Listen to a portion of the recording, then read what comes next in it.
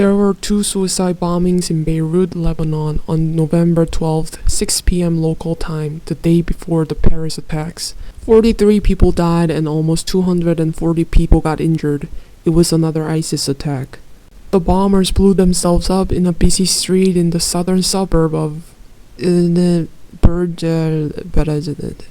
first bomber blew himself up inside a nearby bakery, while the second detonated his explosive vest outside a Shia mosque. A potential third attacker was killed by the second blast before exploding his vest. Victims were civilians and many of them were children. The damage could have been much worse if it hadn't been for Adel Termus, a 32-year-old man. He was a car mechanic and the father of two.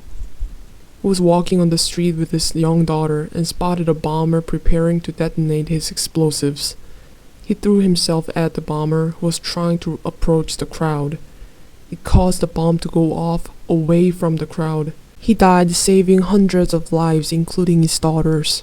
The day after that, the Paris attacks happened, and Beirut was forgotten to people. Eli Fairs, a Lebanese doctor, wrote on his blog, "When my people died on the streets of Beirut on November 12th, world leaders did not rise in condemnation. No country bothered to light up its landmarks in the colors of our flag.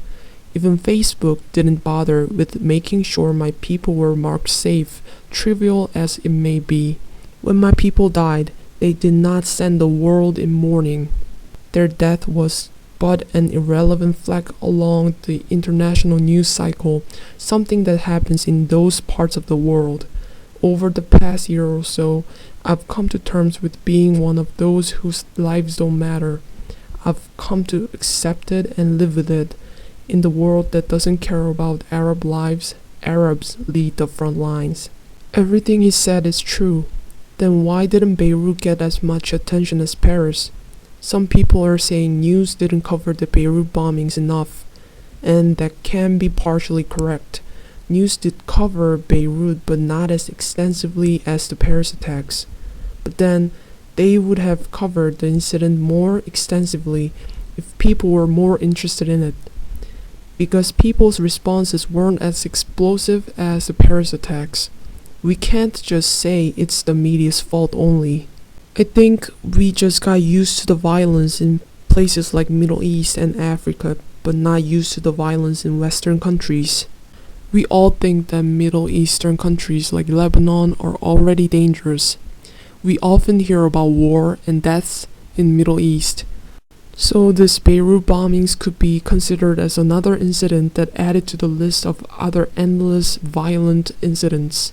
On the other hand, most people from countries that are safer than Middle Eastern and African countries can relate to the Paris attacks better, can feel more sympathy and horror, because we feel close to the situation in Paris, which is always being free from terrorism and violence, but getting attacked by them out of nowhere. Even though we feel sorry for the people in Beirut, but we feel more detached to the people in a faraway land where that kind of tragedy never stops happening.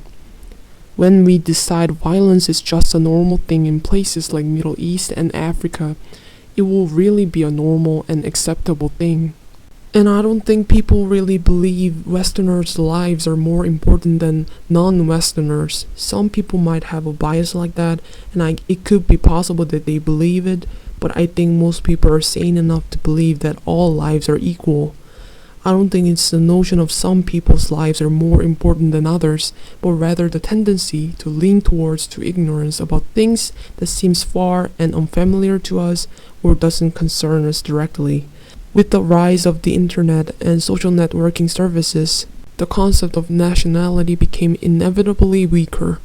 Now we can see farther and wider than we ever did before, and we can understand the connection and similarity between one another. Even with people who are far from us, physically and culturally, we're becoming more and more relevant to one another, and considering how fast the walls between individuals are disappearing, it's still a slow process for ignorance. One of the reasons I make videos about news all over the world is because I feel like we as global citizens all need to know what's going on in our one big community that exceeds all borders. I hope as the world becomes more and more borderless, our empathy becomes that much borderless too. I hope our focus and empathy don't get biased by nearness and familiarity. I'm gonna talk about recent news in the next video, and there are some heavy shits happening in the world right now. Tensions rising between Turkey and Russia, and a Chicago police officer shot a teenager. But I think we need some distractions before we get to those news. We need a healthy balance between focusing on serious issues and enjoying ourselves with entertainments. And what could be better than a testicle beauty contest? This is what the world needs right now. I know this is a little weird, but this is still less weird than watching toddlers in tiaras. The article says the sex toy entrepreneur behind the world's most beautiful vagina contest wants to prove he doesn't discriminate among the genders with this beautiful balls contest.